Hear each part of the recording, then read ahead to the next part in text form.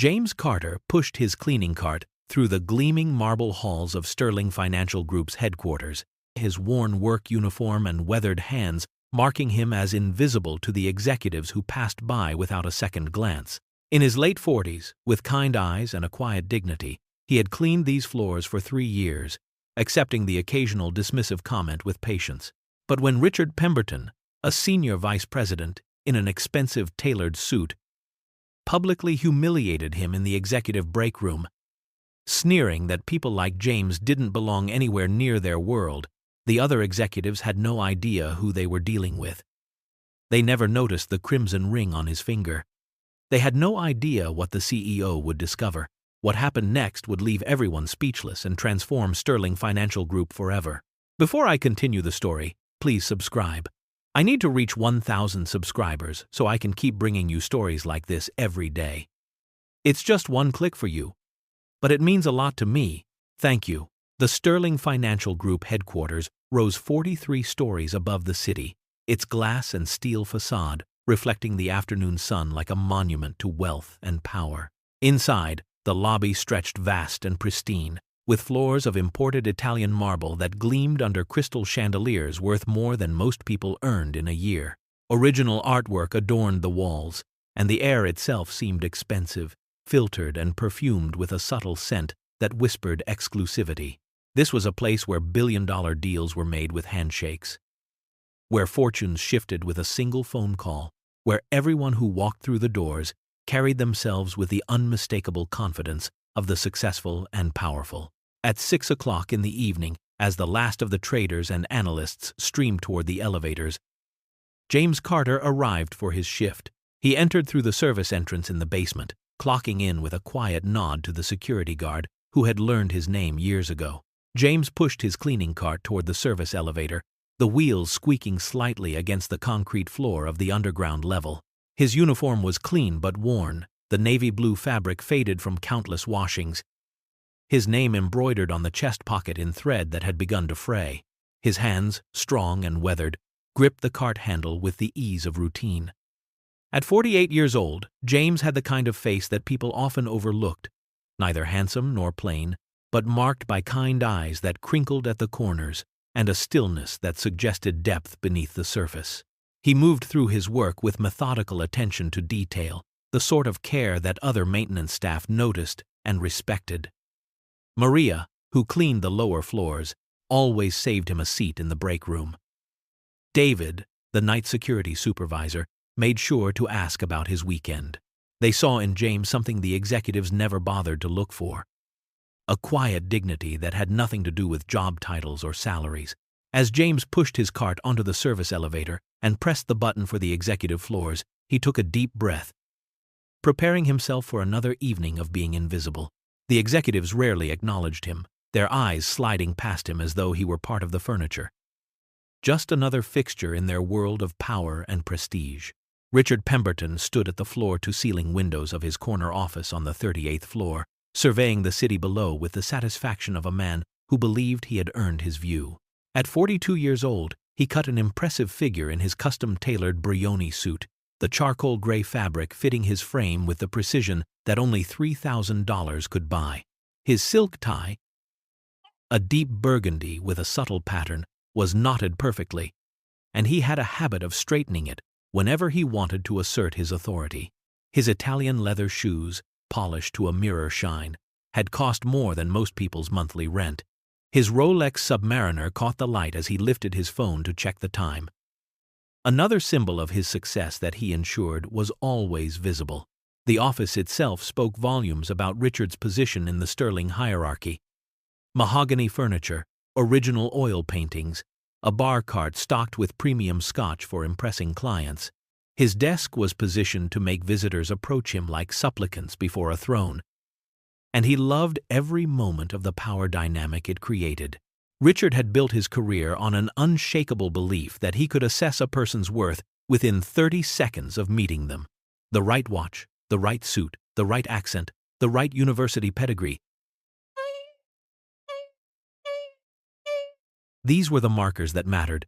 He had refined this skill over 20 years in finance, and he prided himself on never wasting time with people who couldn't advance his position. That afternoon, a junior analyst named Kevin had knocked hesitantly on his door, stammering through a question about a portfolio allocation. Richard had looked up from his computer screen with barely concealed irritation, his eyes sweeping over Kevin's off-the-rack suit and department store tie with obvious disdain. He had answered the question with exaggerated slowness, as though speaking to a child, then dismissed Kevin with a wave of his hand before the young man could even thank him. As Kevin hurried away, Richard had returned to his emails with a smirk, secure in his belief that the world was divided into two types of people: those who mattered and those who served.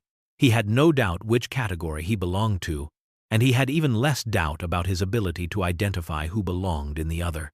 The executive floor gleamed with the same polished perfection as the rest of Sterling Financial Group. But here the opulence reached its peak. James pushed his cart down the wide hallway, past offices with nameplates that read like a who's who of financial power. Most of the executives had left for the evening, but a few still lingered, voices drifting from behind partially closed doors as they finalized deals or strategized for tomorrow's markets. James moved quietly, his presence designed to be unobtrusive, and most of the remaining executives barely glanced his way as they passed. Sarah Mitchell was different. The 26-year-old junior analyst had started at Sterling 6 months ago, and from the first day, she had treated James like a human being rather than a piece of the scenery. As she emerged from her small office carrying a stack of reports, her face lit up with genuine warmth when she saw him. She was exhausted, her hair escaping from its professional bun, but she paused anyway. Her smile was real, reaching her eyes in a way that the practiced smiles of senior executives never did. She asked how his evening was going, if his daughter had recovered from her cold details she remembered from conversations weeks earlier. James appreciated her kindness more than she knew. He answered softly that his daughter was doing much better, thanking her for asking. They chatted for a moment about the unusually warm weather before Sarah excused herself, needing to finish her analysis before a morning meeting. As she walked away, James noticed what others might have missed: the tremor of stress in her shoulders, the way she clutched those reports like a lifeline. He hoped they would recognize her dedication before it burned her out. James entered the main conference room, where earlier that day executives had negotiated a merger worth $400 million. He wiped down the enormous table, collecting abandoned coffee cups and straightening chairs that cost more than his monthly salary. His eyes, trained by years of observation, caught details others overlooked. Someone had left confidential documents in the recycling bin, a security breach he would quietly report to David downstairs. An expensive fountain pen had rolled under the credenza, which he retrieved and placed on the table for its owner to reclaim.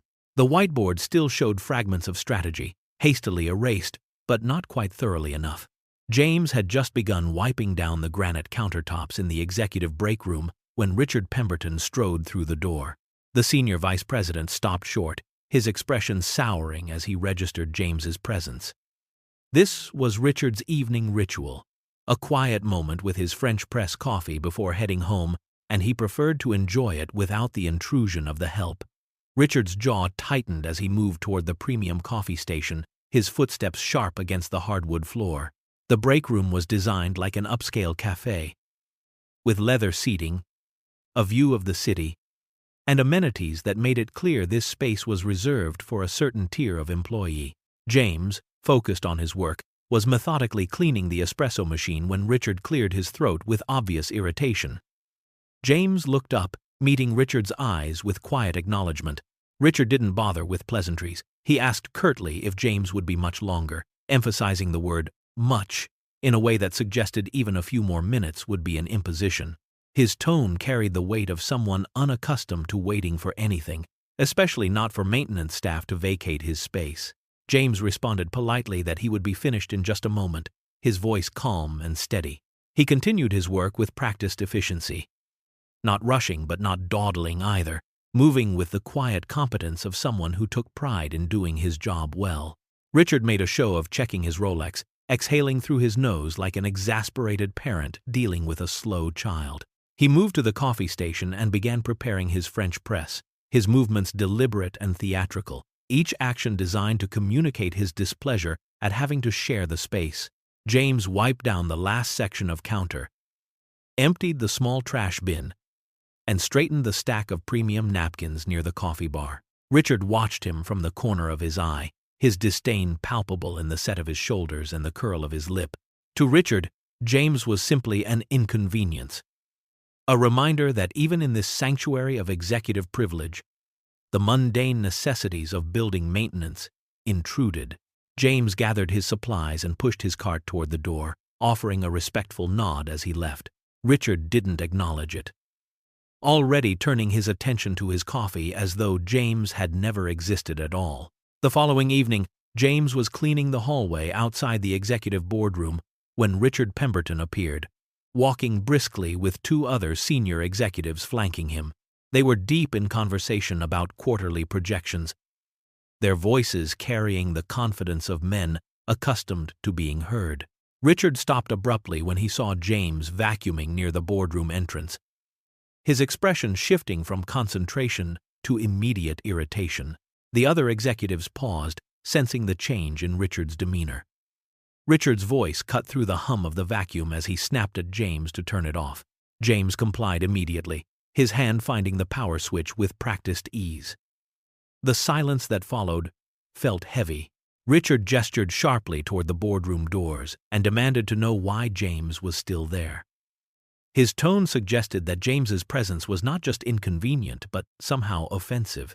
James explained calmly that he was finishing the scheduled cleaning for this floor, his voice even and respectful.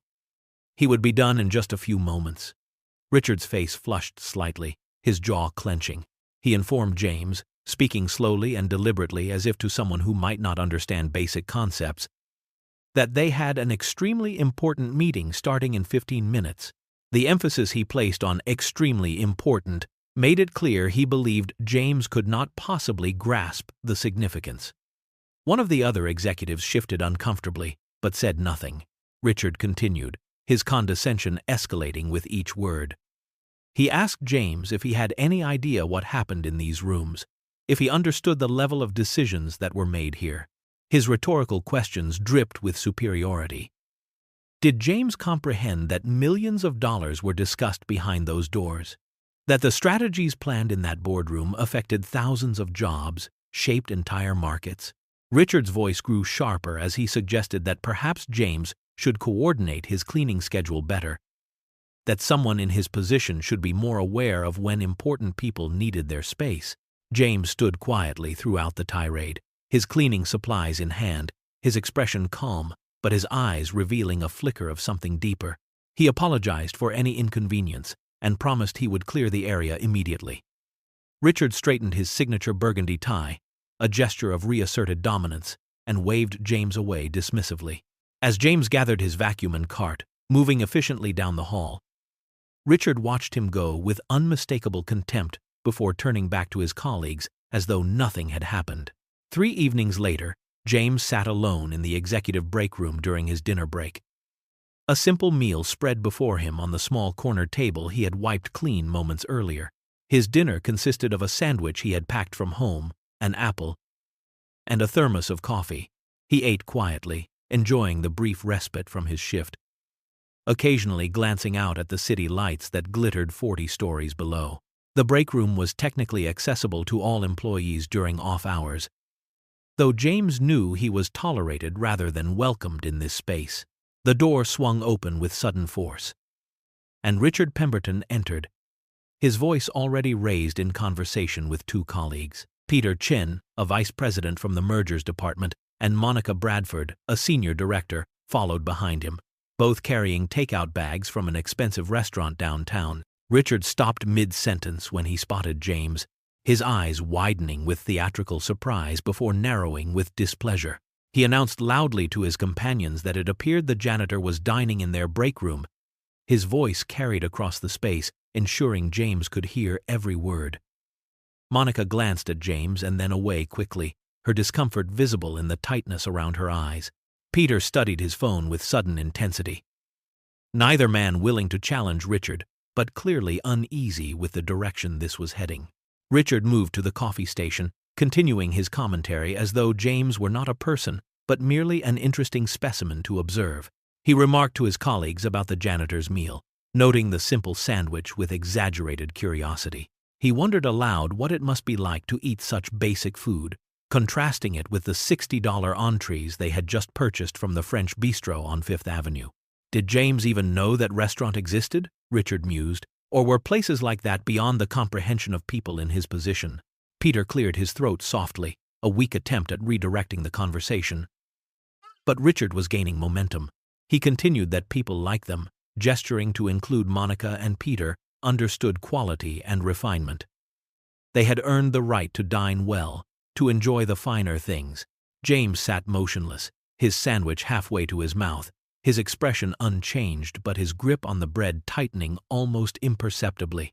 Richard settled into one of the leather chairs, spreading out his takeout containers with deliberate casualness, as though claiming the entire break room as his territory. Monica and Peter sat reluctantly, their bodies angled slightly away from the confrontation that was clearly building. Richard took a sip of his imported sparkling water and turned his attention fully to James, his expression one of mock curiosity that barely concealed his contempt. He asked James, with exaggerated politeness, where he had gone to school. The question hung in the air, designed to humiliate rather than inquire. James paused, his sandwich resting on the simple paper napkin he had brought from home. He looked up at Richard with those calm, kind eyes that had witnessed far more than Richard could imagine, and answered quietly that he had attended college in Boston. His voice was steady, offering the information without elaboration or defensiveness. Richard's eyebrows shot up in theatrical surprise. He turned to Peter and Monica with a grin that suggested he had just heard something absurd. "Boston," he repeated, drawing out the word. He asked which community college, his tone making clear that he had already decided this was the only possibility. Peter shifted uncomfortably in his seat, suddenly very interested in his pad thai. Monica studied her salad as though it contained secrets of the universe. Richard continued, undeterred by his colleagues' obvious discomfort. He explained to them that Boston had several community colleges, perfectly respectable institutions for people who were not quite cut out for real universities. He wondered aloud which one James had attended, Bunker Hill perhaps, or maybe one of the smaller technical schools. James took another bite of his sandwich, chewing slowly and deliberately. He did not correct Richard's assumption. He did not mention the name that would have stopped Richard's smugness in an instant. He simply continued eating, his dignity intact despite the assault on it. Richard, interpreting James's silence as confirmation, launched into a story about his own education at Cornell, emphasizing how rigorous the program had been, how selective the admissions process, how transformative it was to be surrounded by the best and brightest. He spoke about the networking opportunities, the doors that opened simply by having that name on his resume, the way certain institutions separated those destined for leadership from those meant to follow. James finished his sandwich and carefully folded the paper wrapper, his movements precise and unhurried. Richard stood to refill his water glass, moving past James's table with the confidence of someone who owned every space he occupied. As he passed, his arm swung out in a gesture that appeared careless but was executed with precise calculation. His hand struck James's thermos, sending it toppling across the table. The coffee spilled in a dark cascade, flooding across the surface and dripping onto the floor in steady streams.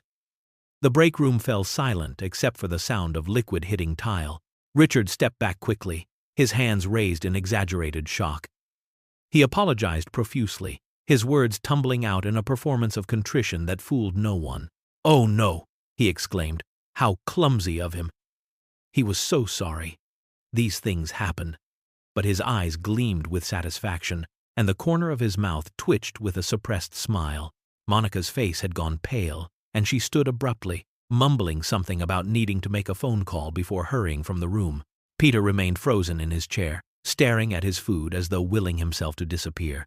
James looked at the spreading pool of coffee, at the stain darkening his simple paper napkin, at the liquid dripping steadily onto the floor. For a long moment, he sat perfectly still. Then, without a word, he rose from his chair. His movements were careful and controlled as he walked to his cleaning cart, which he had left just outside the break room door. He retrieved a mop, a bucket, and cleaning solution, returning with the tools of his trade. Richard watched with barely concealed delight as James knelt beside the table and beginning to wipe up the spill. He commented to Peter, his voice loud and carrying, that it was fitting, really. Here was James exactly where he belonged, on his knees cleaning up messes. That was what people like him did. After all, that was their purpose. Peter's chopsticks clattered against his container, but he said nothing. James's hands, gripping the cleaning cloth, trembled almost imperceptibly. His weathered fingers pressed white against the fabric as he absorbed Richard's words, each one landing like a physical blow. But his face remained composed, his jaw set with quiet determination. He did not look up at Richard. He did not respond to the provocation. He simply cleaned, his movements methodical despite the slight shake in his hands, his dignity somehow intact even as Richard tried desperately to strip it away. Margaret Chen arrived at Sterling Financial Group headquarters at 6:30 the following morning, a full hour before most executives would begin trickling in. As CEO, she had learned that the early morning hours provided clarity that the chaos of the business day often obscured. She could think without interruption, prepare for critical meetings, and observe her company in its quieter moments. At 54 years old, Margaret had built her reputation on two qualities that had served her throughout a distinguished career: an almost supernatural attention to detail and an unwavering commitment to fairness. She noticed what others missed, and she believed deeply that character revealed itself in how people treated those who could offer them nothing in return. The lobby was nearly empty when she entered, her heels clicking against the marble floor as she crossed toward the executive elevators. James Carter was there, methodically mopping near the far wall, his movements steady and practiced. Margaret had seen him before in passing, though like most executives, she had never really looked at him. He was simply part of the building's infrastructure, present but unexamined. This morning, however, something caught her eye. As Margaret waited for the elevator, she glanced over at James, who was wringing out his mop into a bucket.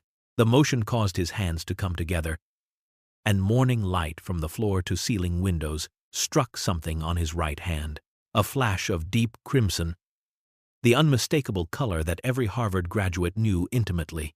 Margaret's eyes narrowed slightly, her attention sharpening. She took a step closer, angling her position to see more clearly without being obvious about her scrutiny. There, on James's weathered hand, was a Harvard University ring. Margaret recognized it instantly. She wore her own, though on a chain around her neck rather than on her finger.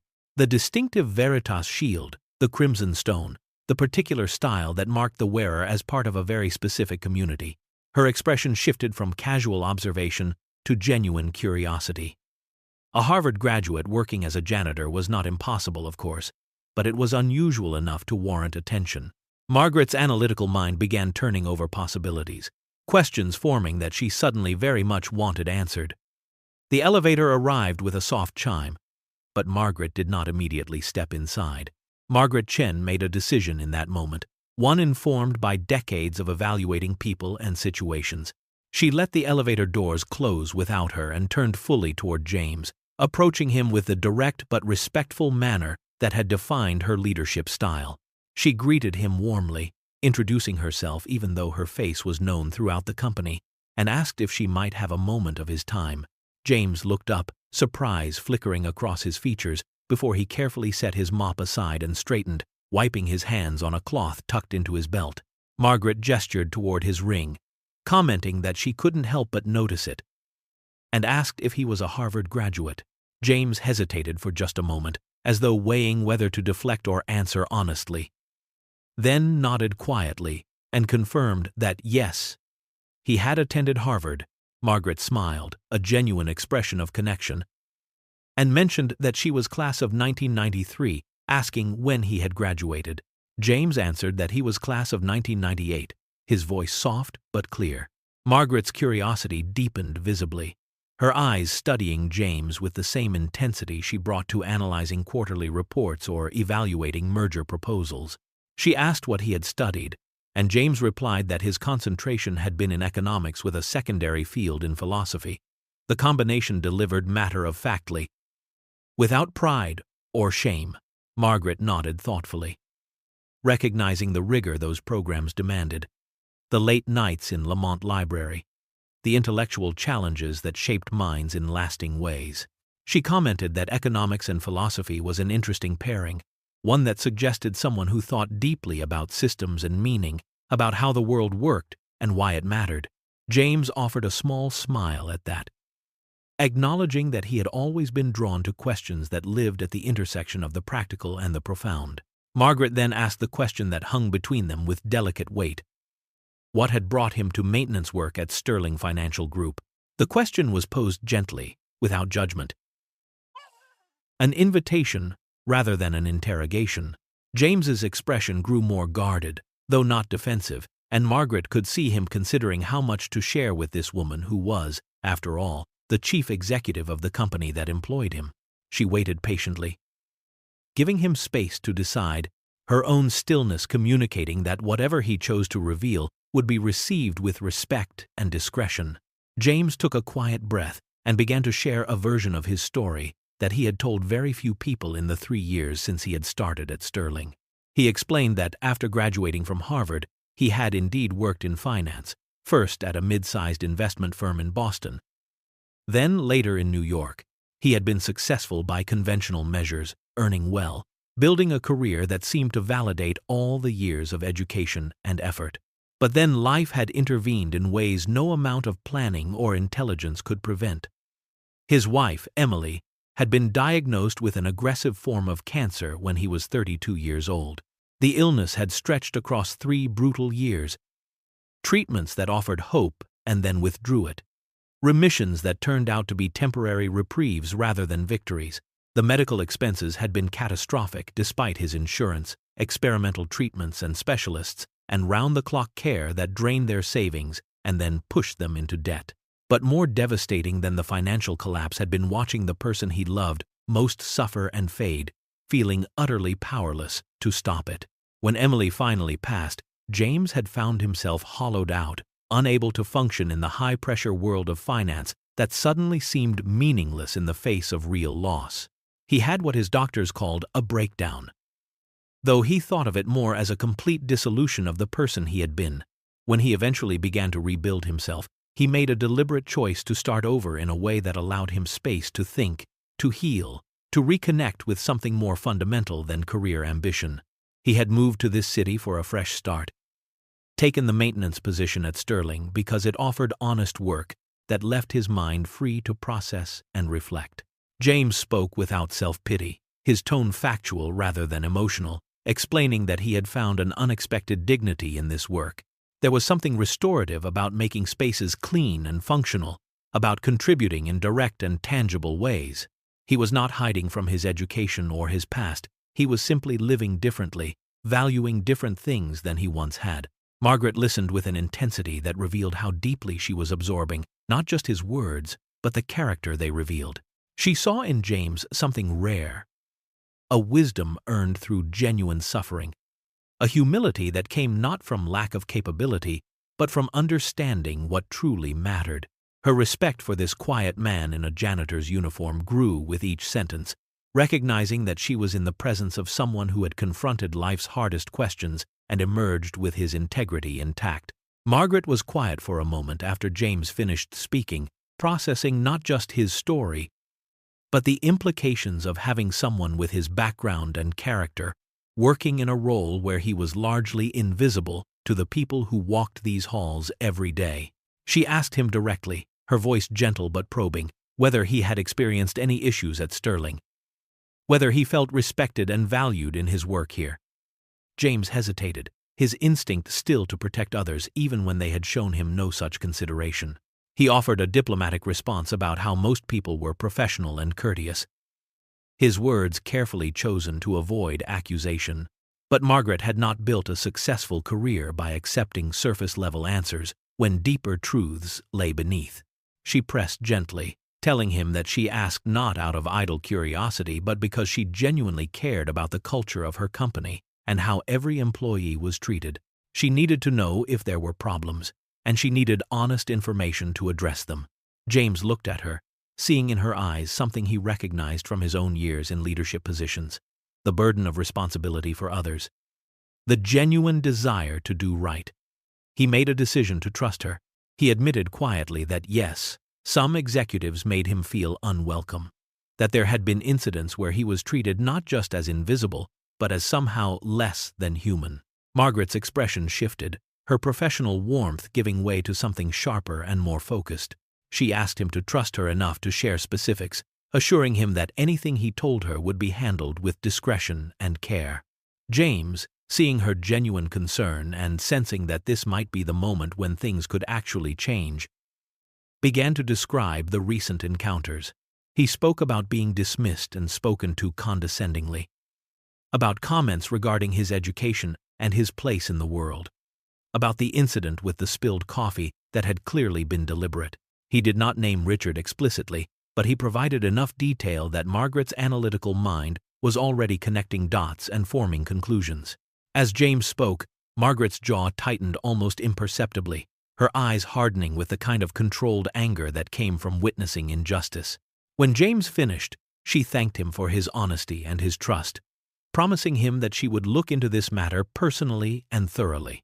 She told him that everyone who worked at Sterling Financial Group deserved respect regardless of their role, and that she would ensure that standard was upheld. Her tone left no doubt that she meant every word. Margaret Chen did not become CEO of Sterling Financial Group by acting impulsively or making decisions based on incomplete information. Over the next 2 days, she conducted a quiet but thorough investigation, speaking with employees across different departments and levels of the organization.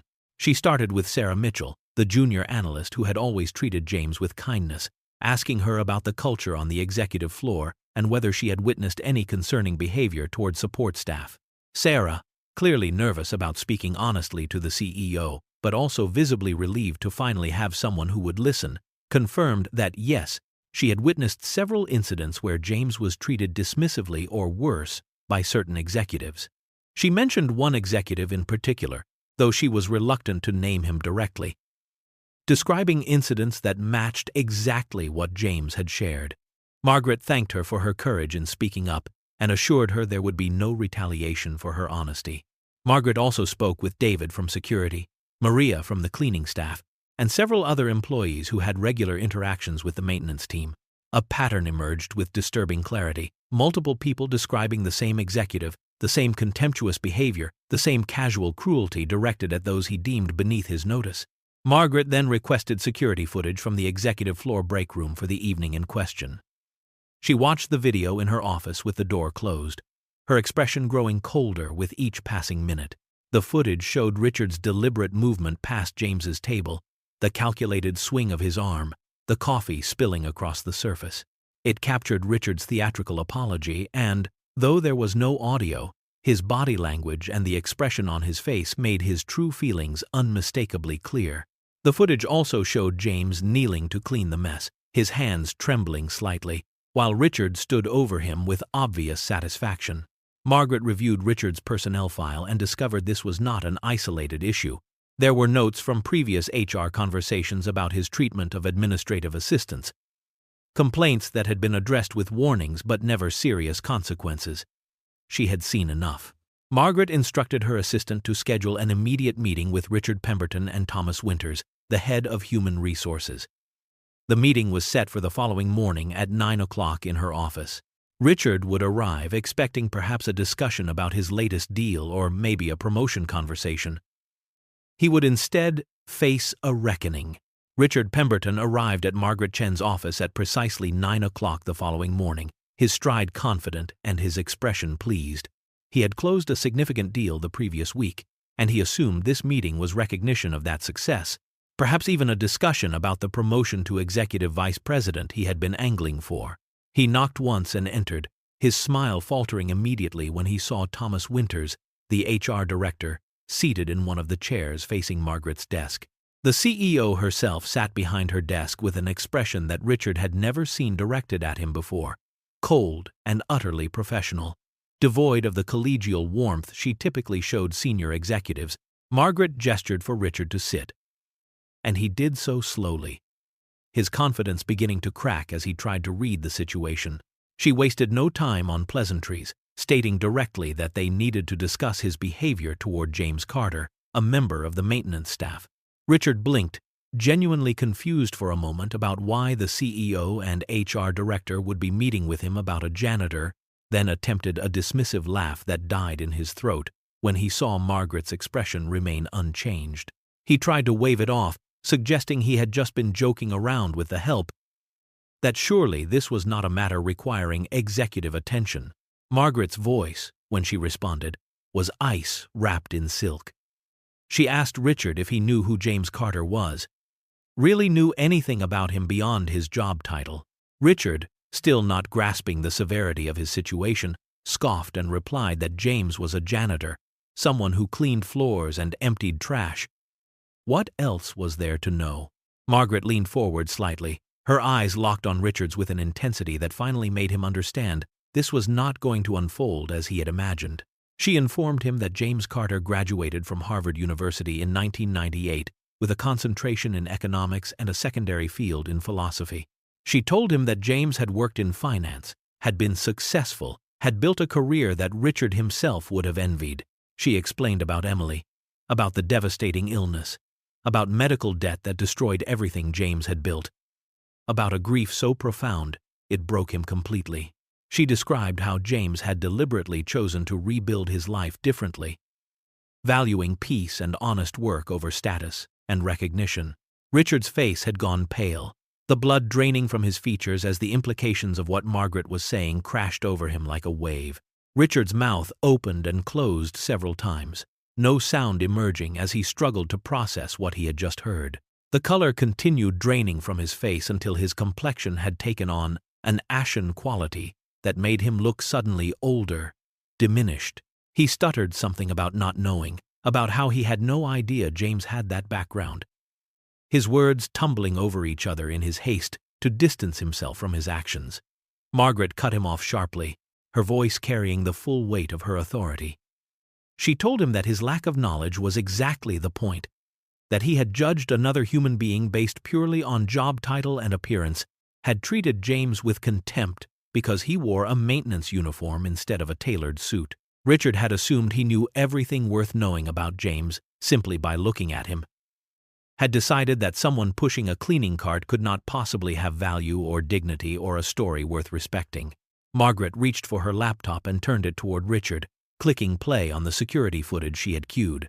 The video showed the executive break room, showed Richard entering with his colleagues, showed the moment he spotted James eating his simple meal. Even without audio, Richard's body language was damning. The theatrical surprise, the gestures toward James as he spoke to his companions, the sneering expression as he continued his commentary. Then came the moment Richard walked past James's table, the deliberate swing of his arm, the coffee spilling, the mock apology performed for an audience while satisfaction shone clearly on his face.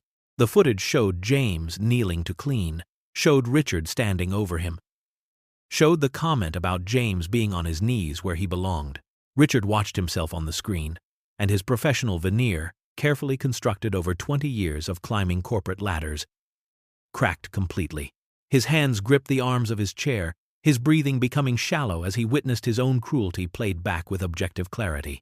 He realized with dawning horror that he was facing serious consequences, that this meeting was not a misunderstanding he could talk his way out of, but a reckoning. He began apologizing, the words spilling out desperately, claiming he was sorry, that he had made a terrible mistake, that it would never happen again. But the apologies sounded hollow even to his own ears, motivated by fear of punishment rather than genuine remorse, the desperate pleading of someone trying to escape consequences rather than accept responsibility for his actions. Margaret allowed Richard's desperate apologies to trail off into silence before she spoke again, her tone leaving no room for negotiation or appeal. She informed him that effective immediately, he was being removed from his position as senior vice president. His corner office would be reassigned, his direct reports would be distributed among other executives, and he would be demoted to a junior analyst role with no management responsibilities whatsoever. The demotion came with a corresponding reduction in compensation, dropping his salary to a fraction of what he had been earning, barely above what the company paid new graduates fresh out of business school. Richard's eyes widened in shock, his mouth falling open as he absorbed the magnitude of what he was losing. Margaret continued with calm precision, explaining that he would also undergo mandatory training on respect, workplace dignity, and unconscious bias, sessions that would occur weekly for the next 6 months and would be documented in his personnel file. Thomas Winters, who had remained silent throughout, added that Richard would be assigned a mentor who would evaluate his progress and provide regular reports to human resources. Margaret leaned back in her chair, her expression softening almost imperceptibly as she delivered the final component of Richard's fate. She told him that this was his one chance for redemption, that if he could genuinely learn humility and respect, if he could demonstrate through consistent action over time that he understood why his behavior was wrong and had fundamentally changed, then perhaps he might eventually rebuild his career at Sterling or elsewhere. But if he failed to show real growth, if he continued to treat others with contempt or displayed the same arrogance that had brought him to this moment, he would be terminated immediately with cause, and she would personally ensure that everyone in their industry knew exactly why. Richard sat frozen, humiliated in a way he had never experienced in his professional life, feeling the same crushing shame he had so casually inflicted on James and countless others. He had no choice but to accept these terms. Arguing would only make things worse, and some part of him understood that Margaret was showing him more mercy than he deserved by not simply firing him outright. He nodded mutely, unable to meet her eyes, and mumbled his acceptance. Margaret dismissed him with a curt nod, and Richard stood on unsteady legs, his expensive suit suddenly feeling like a costume on a man whose identity had been stripped away. He left her office without another word, Thomas following behind to escort him through the administrative process of his demotion. And as the door closed behind them, Richard felt the full weight of his fall from grace settle onto his shoulders like a physical burden. Later that afternoon, Margaret personally sought out James Carter, finding him during his shift on one of the lower floors. She asked if they could speak privately, and James, sensing the seriousness in her tone, led her to a quiet corner near the service elevators. Margaret began by apologizing directly and sincerely for what he had experienced at Sterling Financial Group, acknowledging that as CEO, she bore ultimate responsibility for the culture of her company, and that culture had failed him. She told him that Richard Pemberton had been dealt with and that measures were being put in place to ensure such behavior would not be tolerated going forward. Then she made James an offer, a position on the company's strategic advisory board, a role that would allow him to contribute his expertise and perspective to high-level decisions while maintaining flexibility in how he structured his time. The compensation would be substantial, commensurate with his education and experience. James was visibly touched by the offer, his kind eyes reflecting genuine appreciation for Margaret's gesture. But after a moment of consideration, he politely declined, explaining that he had found something valuable in his current work, a peace and clarity that he was not ready to give up, the simplicity of his days, the tangible results of his labor, the space it gave him to think and heal. These things had become important to him in ways that were difficult to articulate but impossible to dismiss. Margaret nodded with understanding, seeing in his refusal not a rejection but an affirmation of the wisdom she had already recognized in him. She asked if he would consider a different arrangement. Would he be willing to mentor young employees at Sterling, perhaps meeting with new analysts and associates to share his perspectives on career, life, and what truly matters? Perhaps he could speak at quarterly all-hands meetings, offering the kind of insight that came only from lived experience. James smiled at this suggestion and agreed, saying he would be honored to help guide younger people who were just beginning their professional journeys. Margaret thanked him and then shared that she was implementing company-wide changes in response to what had happened. All employees, from executives to entry-level staff, would undergo mandatory respect and dignity training. Sterling was adopting a zero-tolerance policy for status-based discrimination, with clear consequences for anyone who treated colleagues, regardless of their role, with contempt or dismissiveness. The company would foster a culture where every honest contribution was valued, and every person was treated with fundamental human respect. 6 months passed, and Sterling Financial Group settled into its new normal, a culture that valued respect and dignity alongside performance and profit. Richard Pemberton's transformation had been neither quick nor easy, but it had been genuine. Each morning he arrived at the office an hour before his required start time, no longer occupying a corner office, but sitting instead at a small desk in an open-plan area alongside other junior analysts, many of them fresh graduates who had no idea he had once held a senior vice president title. He worked late most evenings, approaching his reduced responsibilities with a diligence and humility that surprised those who remembered the arrogant executive he had been. The mandatory training sessions had initially felt like punishment, sitting in workshops about unconscious bias and workplace respect, while facilitators younger than him explained concepts he had once dismissed as corporate nonsense. But somewhere in those sessions, something had shifted. He began to genuinely listen, to recognize patterns in his own behavior that had caused real harm, to understand that his ability to judge worth by appearance had never been a skill, but rather a profound blindness. He now treated every employee with respect, greeting administrative assistants by name, thanking the mailroom staff, holding doors for interns. He crossed paths with James Carter regularly in the hallways and break rooms, and what had begun as awkward, shame-filled encounters had evolved into something different. Richard had started greeting James warmly, asking about his day with genuine interest rather than condescension. Sometimes he asked James for advice. Small questions at first about navigating setbacks or maintaining perspective, then deeper conversations about finding meaning in work and life. James, generous in spirit and able to see the genuine growth happening before him, engaged with Richard kindly. He answered questions thoughtfully, shared insights from his own journey, and offered encouragement when Richard struggled with the humility his new position required. James recognized that true transformation was rare and precious, and he chose to support it rather than withhold forgiveness out of old hurt. Richard had also begun volunteering at homeless shelters on weekends, serving meals and listening to stories from people whose lives had taken unexpected turns. He heard from men who had once worn suits like his, who had held impressive titles and then lost everything to illness or addiction or simple bad luck.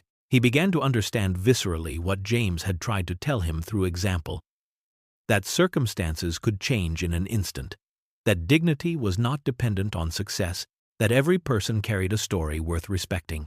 1 year after that morning when Margaret Chen had first noticed the crimson ring on James Carter's hand, Sterling Financial Group had undergone a transformation that went far beyond policy changes and training sessions. The culture of the company had shifted in ways both visible and subtle, creating an environment where respect was not just encouraged, but expected and modeled from the top down. Support staff were now regularly celebrated in company-wide meetings, their contributions acknowledged alongside those of executives and analysts, and Margaret made a point of highlighting individuals whose dedication and character exemplified the values Sterling now held central to its identity. Richard Pemberton had earned his way to a mid-level management position, leading a small team of analysts with a humility and thoughtfulness he had never possessed in his previous incarnation as a senior vice president. His team respected him not because of his title but because of how he treated them, with patience and genuine interest in their development, creating space for mistakes and learning rather than demanding perfection and punishing failure. He no longer wore his success as armor or wielded his authority as a weapon, having learned through painful experience that true leadership came from service rather than dominance. One afternoon, Richard sought out James during his break, finding him in the lobby where they had encountered each other countless times over the past year. Richard asked if he could speak with him for a moment, and James, setting aside the window he had been cleaning, nodded and gave Richard his full attention. Richard thanked James directly and sincerely for the hard lesson he had unwittingly taught, acknowledging that the humiliation and consequences he had experienced, the stripping away of his title and status and the forced confrontation with his own cruelty, had been exactly what he needed to become a better person. He told James that experiencing even a fraction of the shame and dismissal he had inflicted on others had given him empathy he had never possessed before, had cracked open something in him that allowed genuine compassion to finally take root. James listened with his characteristic calm and then told Richard that he was proud of his growth, that transformation of this depth was rare and valuable, and that Richard should continue using his experience to help others avoid making the same mistakes. James continued his maintenance work at Sterling, but now he was recognized throughout the company not as invisible help, but as a valued member of their community who had deliberately chosen his path and whose wisdom enriched everyone around him. On a quiet Tuesday morning, James Carter stood in the lobby of Sterling Financial Group training Marcus, a young man who had just been hired for the maintenance team. Marcus was 23 years old, recently arrived in the city, and clearly nervous about starting his new job. James showed him how to properly clean the marble floors without leaving streaks, demonstrated the most efficient way to organize the cleaning cart, and explained the schedule and routines that would structure his days. But more importantly, James shared wisdom that went beyond the mechanics of the work itself.